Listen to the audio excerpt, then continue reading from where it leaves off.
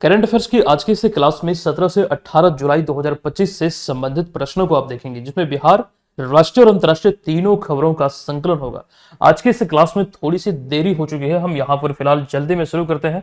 ध्यान रखेंगे, क्लास बिहार की प्रतियोगी परीक्षाओं पर केंद्रित है। जो लोग पहली बार हमसे जुड़े हैं, इस बात को भूलिएगा मत। चलिए सेशन की शुरुआत करते हैं। पिछली क्लास में एक प्रश्न मैंने आपसे पूछा था। ये प्रश्न क्या था? प्रश्न था कि बिहार स्वास्थ्य मेला आरोग्य पर्व 2025 हाल ही में कब और कहां आयोजित किया गया? देखिए, राइट आंसर है विकल्प नंबर बी। ये 2 दिवसीय आयोजन था। 11 से 12 जुलाई 2025 को ज्ञान भवन और बापू सभागार पटना में आयोजित हुआ है। ठीक है, इन बातों को ध्यान रखिए। चलिए सेशन की शुरुआत करते हैं पहले प्रश्न से। देखिए, बिहार सरकार ने स्टार्टअप्स को बढ़ावा देने के उद्देश्य से हाल ही में किस नए पोर्टल की शुरुआत की है? इस पोर्टल का नाम है बिहार आइडिया फेस्टिवल पोर्टल, जो खास करके 14 जुलाई को इसका उद्घाटन जो मौजूदा उद्योग मंत्री हैं बिहार के, आपको ध्यान रखना, नीतीश मिश्रा, इसके द्वारा मतलब इनके द्वारा इस पोर्टल का शुभारंभ किया गया। और मुख्य उद्देश्य क्या है? तो राज्य में नवाचार को प्रोत्साहन देना, स्टार्टअप्स इकोसिस्टम को मजबूती देना। यानी कि मूल बात यहां पर यह है कि इसके माध्यम से रोजगार का सृजन करना, स्टार्टअप्स को बढ़ावा देना, ये इसका उद्देश्य है। दरअसल ये पोर्टल अभी जो शुरू हुआ है, इसको लेकर भी एक बात ये ध्यान रखेंगे, जो राज्य में 38 जिले हैं, यहां से 10,000 से अधिक विचार जुटाने का लक्ष्य रखा गया है। स्टार्टअप से संबंधित खास करके इस पहल को लेकर एक प्रकार से देखा जाए तो इसकी शुरुआत हुई है। ठीक है, इन बातों को ध्यान रखिएगा। मिनिमम 10,000 से अधिक जो आइडिया है उसे जुटाने का लक्ष्य रखा गया है। अब चूंकि बात यहाँ पर बिहार के उद्योग विभाग की हो रही है, तो दो जानकारी रिसेंटली हमने आपको दिया है, ध्यान रखिएगा, यह है बहुत इंपॉर्टेंट। पहला यहाँ पर है कि उद्योग विभाग बिहार सरकार ने नवोन्मेषण यानी कि इनोवेशन और उद्यमिता यानी कि इंटरप्रेन्योरशिप को प्रोत्साहित करने के उद्देश्य से 16 जनवरी 2025 को राष्ट्रीय स्टार्टअप दिवस के अवसर पर, यह तिथि को यानी कि 16 जनवरी को राष्ट्रीय स्टार्टअप दिवस माना जाता है। और इस अवसर पर पटना स्थित चंद्रगुप्त इंस्टीट्यूट ऑफ मैनेजमेंट के साथ मिलकर अविन्या बिहार 2025 नामक कार्यक्रम का आयोजन किया था, बिहार का खास करके या फिर उद्योग विभाग बिहार सरकार ने। और एक बात और, फरवरी 2025 में बिहार उद्योग विभाग ने राज्य में स्टार्टअप्स को वित्तीय सहायता जो पहले मिलती उसे बढ़ाने को लेकर, उसमें वृद्धि करने को लेकर अभी सिडबी के साथ एक समझौता किया है। ये जानकारी यही इसी सीरीज में हमने आपको दिया था। फिलहाल इतनी बातें ध्यान रखिए। और मुख्य रूप से जो बिहार के उद्योग मंत्री इस समय है, कौन है? नीतीश मिश्रा है। फिलहाल इतनी बातें ध्यान रखना। हम चलते हैं अगले प्रश्न पे। अच्छा, बिहार सरकार द्वारा किसी भी विभाग द्वारा कोई भी पोर्टल, कोई भी मोबाइल ऐप लॉन्च होता है, बहुत इंपॉर्टेंट होता है, एग्जाम में पूछे जा सकते हैं।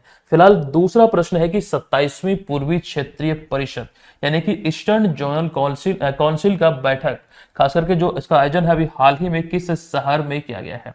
राइट आंसर होगा झारखंड की राजधानी रांची में अभी हाल ही में इसका आयोजन किया गया है, जो खास करके भारत को क्षेत्रीय परिषद में बांटा गया है। दरअसल इसमें आपको ध्यान रखना 6 क्षेत्रीय परिषद हैं, जिनमें 5 की स्थापना 1956 में और एक उत्तर पूर्वी परिषद यानी कि नॉर्थ ईस्टर्न काउंसिल जो है, इसकी स्थापना 1971 में भी थी, जिसमें कि पूर्वोत्तर 8 राज्य शामिल है। आप यहाँ पर देख सकते हैं अरुणाचल प्रदेश, असम, मिजोरम, मणिपुर, मेघालय, त्रिपुरा और साथ ही साथ नागालैंड और सिक्किम।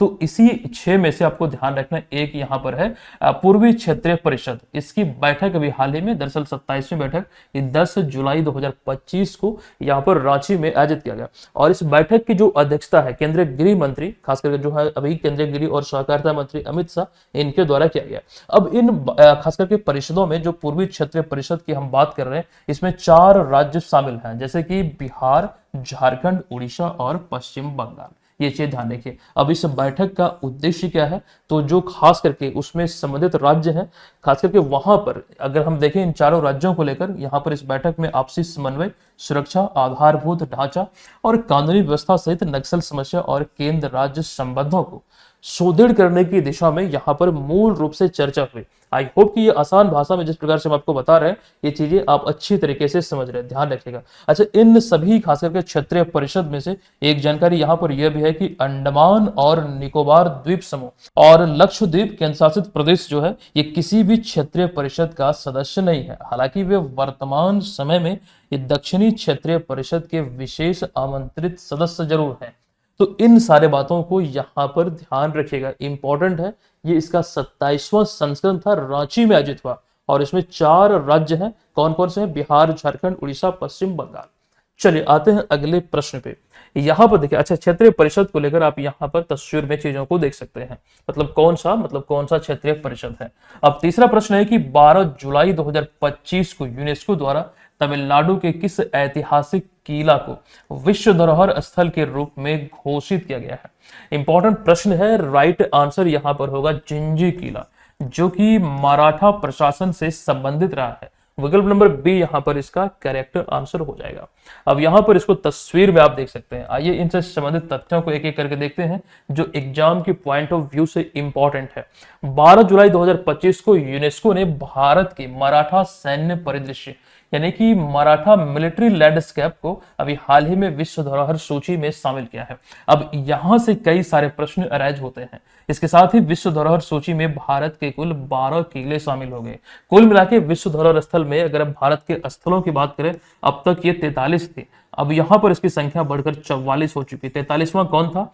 असम का जो खास करके अहोम राजवंश का मोइदाम है, वो इसमें 43वें स्थल के रूप में पिछले ही साल शामिल हुआ था, लेकिन अभी हाल ही में इसमें एक और शामिल हो गया। यहाँ पर वो जानकारी हमने आपके बीच रखा है। तो देखिए यहाँ पर 12 किले शामिल हैं, जिनमें कि 11 महाराष्ट्र में है और एक जो है तमिलनाडु में ये जिंजी किला जो अभी हाल ही में इसमें शामिल हुआ है। अब जिंजी किला की बात करें तो तमिलनाडु के विलुपुरम जिले में स्थित है। एग्जाम के पॉइंट ऑफ व्यू से इंपॉर्टेंट है और इसे अक्सर पूरब का ट्रॉय भी कहा जाता है। अच्छा, यह किला 3 अलग अलग पहाड़ियों, और ये 3 पहाड़ी कौन कौन सी है तो राजगिरी, कृष्णागिरी और चंद्रायन दुर्ग, ये तीनों में फैला हुआ है और इसकी दीवारें लगभग 13 किलोमीटर लंबी है और इसे एक दुर्गम किला ये बनाती है। ये इसकी कुछ विशेषताएं हैं जो कि खास करके मराठा सैन्य परिदृश्य से, मतलब ये खास करके संबंधित रहा मराठा प्रशासन से या फिर मराठा सैन्य व्यवस्था से, ये ध्यान रखिए। अच्छा, इसकी घोषणा के साथ अब ये भारत में कुल विश्व धरोहर स्थलों की जो संख्या हुई बढ़कर 44 हो गई। अब ये चीज ध्यान रखिए। अब अगर हम बात करें बिहार में यूनेस्को के कितने विश्व धरोहर स्थल है, ये एक इंपॉर्टेंट पॉइंट आपके लिए हो सकता है। अब देखिए यहाँ पर वो चीजें आपके बीच हमने रखा है कि बिहार में विश्व धरोहर स्थल की अगर हम बात करें, जो यूनेस्को के विश्व धरोहर स्थल है यहाँ पर 2 है। पहला है बोध गया का जो महाबोधि मंदिर परिसर है, 2002 में इसमें शामिल हुआ था और ये बिहार का पहला स्थल था जो इसमें शामिल हुआ। फिर 2016 में नालंदा महाविहार, ये बिहार का दूसरा स्थल के रूप में इसमें शामिल हुआ था। तो ये चीजें इंपॉर्टेंट है। हालांकि पूरी कंप्लीट सूची आप यहाँ पर देख पा रहे हैं, 1 से लेकर 21 तक की ये सूची है। सबसे पहले 1983 में 4 स्थल इसमें शामिल हुए थे, अजंता की गुफाएं, एलोरा की गुफाएं, आगरा का किला और ताजमहल। ये चीज ध्यान रखिएगा। अब यहाँ पर आगे और भी है, ये कंप्लीट सूची। अब यहाँ पर देखिए 43वां था अहोम राजवंश का मोइदाम, जो हजारों सालों से दफन स्थल, या फिर यहाँ पर जो हमने लिखा है इसको ध्यान रखिएगा, 2024 में इसमें शामिल हुआ था। इससे पहले होयसल मंदिर जो पवित्र मंदिर समूह है कर्नाटक का, ये इसमें शामिल हुआ 2023 में। 2023 में एक और था शांति निकेतन पश्चिम बंगाल वाला, ये शामिल हुआ। लेकिन फाइनली 2024 को लेकर ये ध्यान रखिएगा कि जिंजी किला मराठा सैन्य प्रदेश तमिलनाडु का, ये इसमें शामिल हुआ है। और जो इन्फॉर्मेशन अभी हमने आपको दिया वो तमाम चीजें इंपॉर्टेंट है, ये सभी कोई भी आपसे एग्जाम में पूछा जा सकता है, सारी बातों को ध्यान रखिएगा। अब चौथा प्रश्न है कि प्रोटीन की संरचना और गतिशीलता के अध्ययन के लिए बायोम नामक एक एआई आधारित प्रणाली किस कंपनी द्वारा विकसित की गई है। और ये बहुत खास करके बड़ी कंपनी है, माइक्रोसॉफ्ट द्वारा ये विकसित की गई है। अब ये है क्या, कैसे संचालित होगी, क्या कार्य करेगी, ये भी यहाँ पर जरूरी है, ये चीज आपको जानना चाहिए। आइए संबंधित तथ्यों को देखते हैं। देखिए बायोम, जो इसका पूरा नाम अगर हम देखें तो बायोमोलिकुलर इमुलेटर एक एआई आधारित प्रणाली है जिसे कि Microsoft research AI for science team ने विकसित किया है। तो मूलतः बात यहां पर यह है कि इसे विकसित किया गया किसके द्वारा, तो माइक्रोसॉफ्ट द्वारा। इसका उद्देश्य प्रोटीन अणुओं की 3D संरचना और उसके गतिशील व्यवहार का अनुकरण करना है, मतलब इस पर यह ध्यान केंद्रित करता है। अब यहां पर इससे होगा क्या, ये भी तो एक सवाल है, इससे होगा क्या। तो पुराने तरीके, खास करके जो प्रोटीन की 3D बनावट देखने में बहुत समय और कंप्यूटर पावर लगता था, इसमें खास करके मतलब एक देरी लगता था, मतलब जो खास करके रिपोर्ट होती थी वो आने में समय लगता था। और यहां पर एक चीज समझिएगा, लेकिन बायोम बहुत तेज और सस्ता है और हजारों प्रोटीन स्ट्रक्चर जल्दी बना सकता है। एआई आधारित है, तो समझ सकते हैं एआई की दुनिया में किस प्रकार से चीजें अभी हो रही है। एक क्लिक में सारी इंफॉर्मेशन, कुछ भी चाहिए एआई को लेकर अगर हम देखें इस संदर्भ में, तो वो चीजें बहुत ज्यादा पहले की, खास करके तुलना में पहले की अपेक्षा में ये आसान हो गई है। एआई ने चीजों को बहुत आसान कर दिया है। तो यहां पर ध्यान रखें। अब इसका इस्तेमाल अगर हम देखें तो दवाई की खोज करने में, बीमारियों को समझने और बायोटेक रिसर्च में इसका मुख्य रूप से इस्तेमाल होगा। और माइक्रोसॉफ्ट की अगर हम बात करें तो ये अमेरिकी बहुराष्ट्रीय एक कंपनी है। दरअसल मुख्य रूप से सॉफ्टवेयर का निर्माण करती है, जिसकी स्थापना बिल गेट्स और पॉल एलन ने 1975 में किया था। एक जानकारी माइक्रोसॉफ्ट से अभी हाल ही में निकल कर आई थी, हमने 2 दिन पहले आपको बताया था कि 25 साल बाद पाकिस्तान में अपना ऑफिस बंद कर दिया। हालांकि वहां पर कंपनी यानी कि माइक्रोसॉफ्ट स्थानीय पार्टनर्स के जरिए जो खास करके सर्विस है, जो सेवाएं हैं, वो संचालित करेगी, लेकिन जो आधिकारिक रूप में अपनी जो खास करके वहां पर जो ऑफिस था वो बंद कर दिया है। तो ये चीज ध्यान आपको रखना है। कहां पर? तो पाकिस्तान में। इतनी बातें फिलहाल इंपॉर्टेंट है। चलते हैं अगले प्रश्न पे। देखिए अगला यहां पर प्रश्न है, अच्छा उससे पहले जो खास करके हम माइक्रोसॉफ्ट की बात कर रहे हैं, तो माइक्रोसॉफ्ट के सीईओ कौन है? तो सत्या नडेला है। हालांकि यहां पर वो सूची आपके बीच हमने रखा है, जो बड़ी बड़ी कंपनियां हैं पूरी दुनिया में, वहां पर भारतीय मूल के जो सीईओ हैं, जैसे कि गूगल के सीईओ सुंदर पिचाई, जिन्हें आप यहां पर देख रहे हैं, माइक्रोसॉफ्ट के सत्या नडेला, इन्हें आप यहां पर देख रहे हैं, आईबीएम के सीईओ अरविंद कृष्णा, इन्हें देख रहे हैं, एडोब के सीईओ शांतनु गुप्ता और यूट्यूब के सीईओ नील मोहन, इन सभी को यहां पर आप देख रहे हैं। और ये है इंपॉर्टेंट, एग्जाम में पूछा जा सकता है। चलिए पांचवा प्रश्न है कि हाल ही में भारतीय ज्ञान प्रणाली यानी कि इंडियन नॉलेज सिस्टम पर वार्षिक सम्मेलन किस विश्वविद्यालय में अभी हाल ही में आयोजित किया गया? इसका राइट आंसर है विकल्प नंबर बी, यानी कि जवाहरलाल नेहरू विश्वविद्यालय। विकल्प नंबर बी इस प्रश्न का करेक्ट आंसर होगा।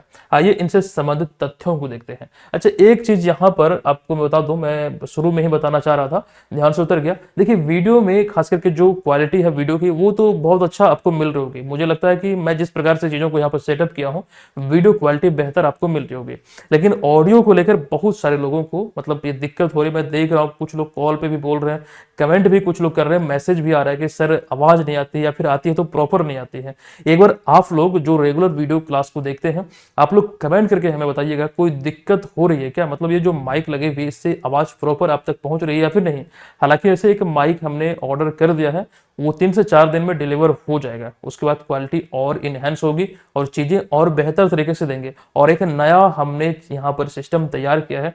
अब जो करंट अफेयर्स की क्लास होगी, नेक्स्ट क्लास जो आएगी, वहां पर हम चीजों को बाइलिंगुअल देखेंगे, ताकि अंग्रेजी माध्यम के भी जो खास करके तैयारी करने वाले अभ्यर्थी हैं, उन्हें कोई दिक्कत का सामना ना करना पड़े। तो इस चीज को लेकर फिलहाल यहां पर भारतीय ज्ञान प्रणाली की हम बात कर रहे हैं, तो 10 से 12 जुलाई 2025 को जेएनयू नई दिल्ली में खास करके ये आयोजन किया गया और ये इसका पहला वार्षिक सम्मेलन है। मुख्य अतिथि की बात करें तो उपराष्ट्रपति जगदीप धनखड़ द्वारा खास करके इसका उद्घाटन किया गया पहले सम्मेलन का। अब इसका थीम यानी कि विषय क्या है, ये भी यहाँ पर इंपॉर्टेंट हो जाता है। तो इसका थीम यहाँ पर है द रिसर्जेंस ऑफ IKS यानी कि Indian knowledge service, finding what we have, learning what we learned. ये इसका थीम यानी कि हिंदी में भारतीय ज्ञान प्रणाली का पुनरुत्थान, जो हमारा है उसे पाना, जो सीखा उसे दोहराना, ये इसका निर्धारित थीम है।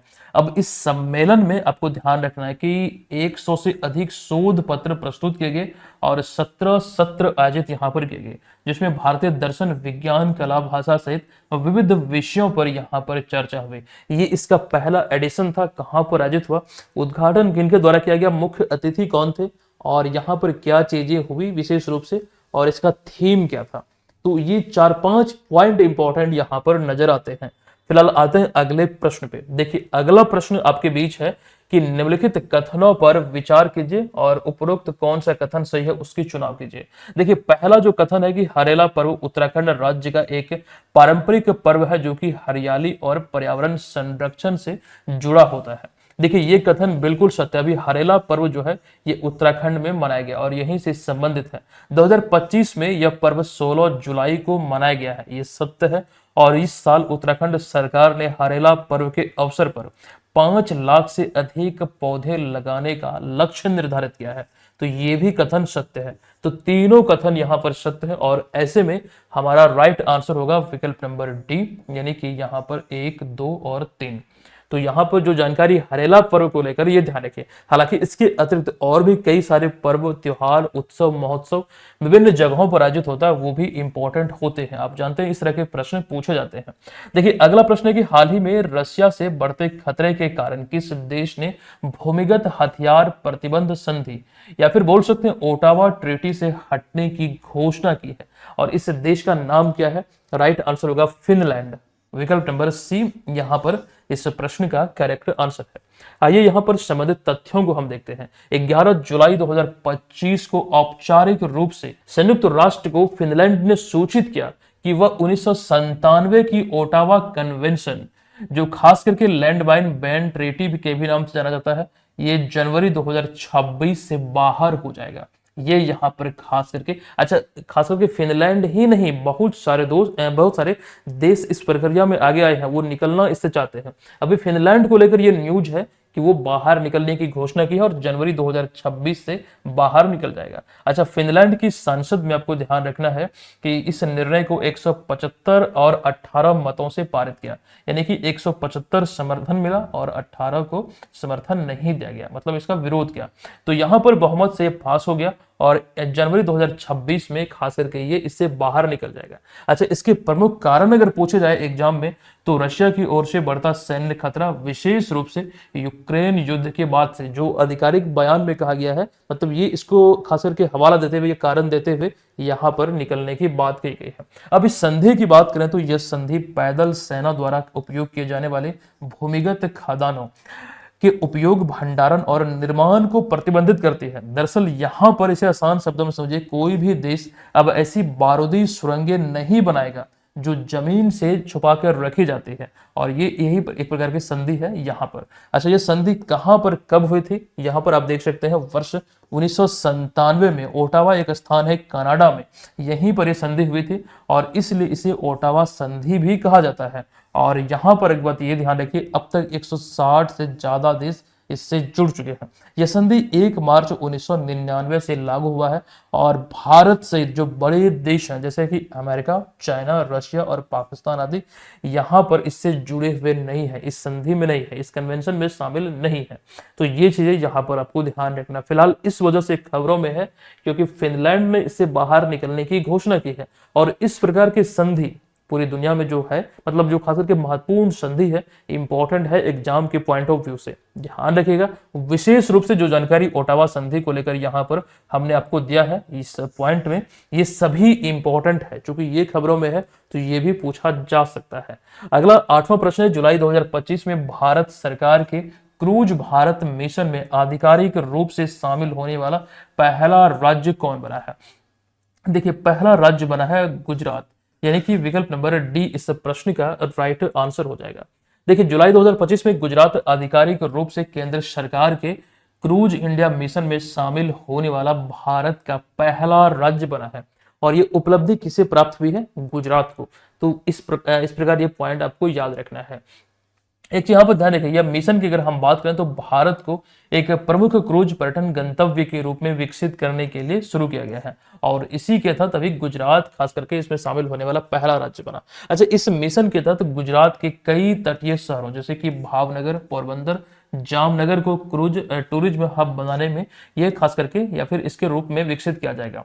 टूरिज्म हब के रूप में खास करके यहाँ पर टूरिस्टों की संख्या बढ़ाने को लेकर एक प्रकार से यहाँ पर पहल किया जाएगा, और यह पहल पर्यटन, पर्यावरण और रोजगार को बढ़ावा देने की दिशा में, खास करके यहाँ पर इन सारे चीजों का सृजन होगा। पर्यटन को बढ़ावा मिलेगा, व्यापार और रोजगार का सृजन होगा, इससे खास करके यहाँ पर लोगों को रोजगार मिल पाएगा। अच्छा, क्रूज भारत मिशन की शुरुआत इंपॉर्टेंट है, शुरुआत 30 सितंबर 2024 को मुंबई पोर्ट से केंद्रीय मंत्री सर्बानंद सोनोवाल के द्वारा किया गया था। इसका उद्देश्य क्या है, यहाँ पर ये चीज आप समझ चुके हैं, जो जानकारी हमने दिया।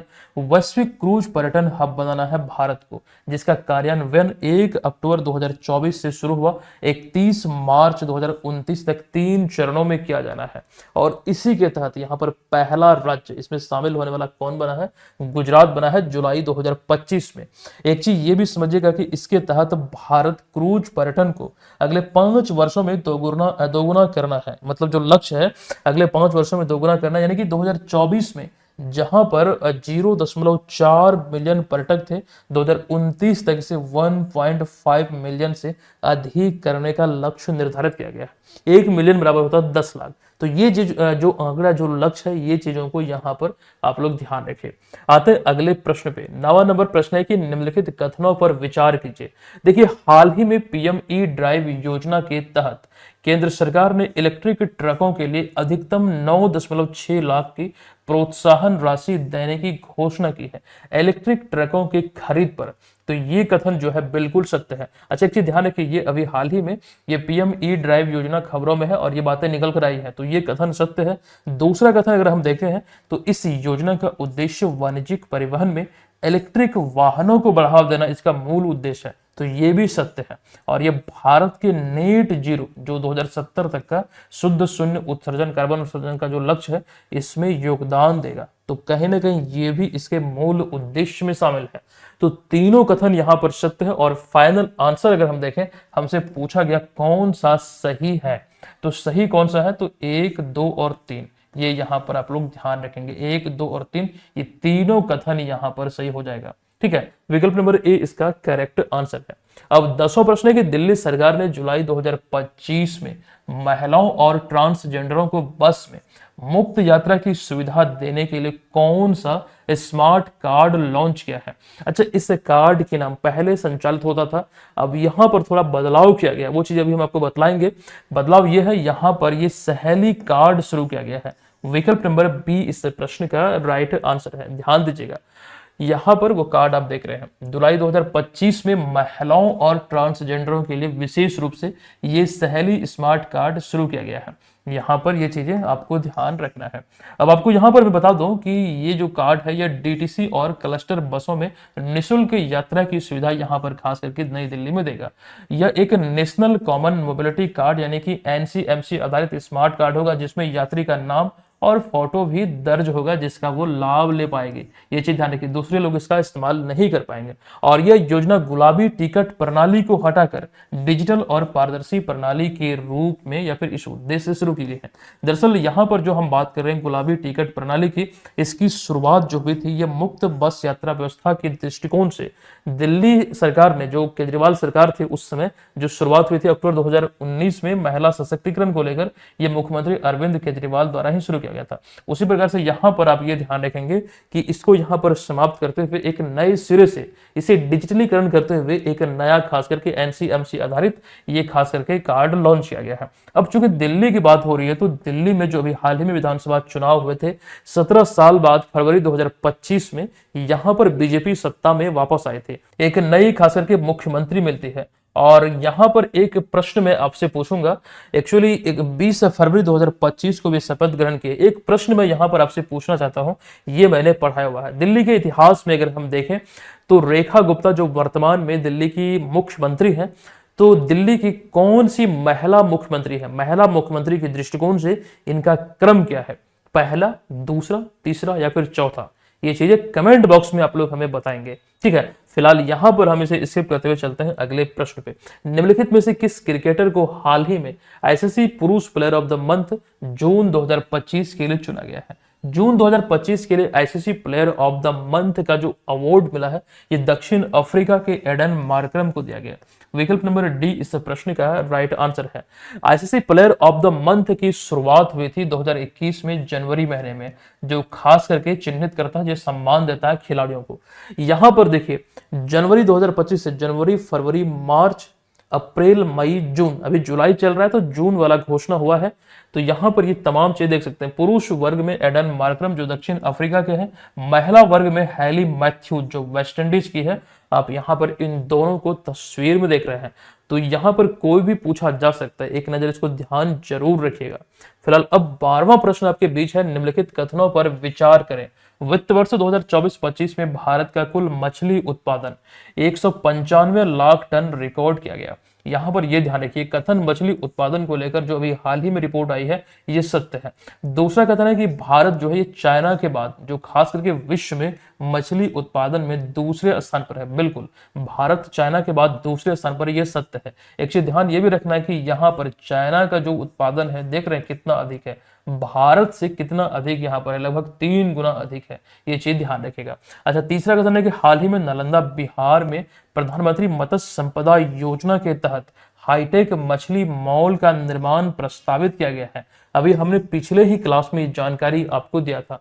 तो ये तीनों कथन जो है ये बिल्कुल सत्य है, और ऐसे में हमसे पूछा गया है कौन सा कथन सत्य है, तो विकल्प नंबर डी, यानी कि ये तीनों कथन यहाँ पर सत्य है, 1, 2 और 3।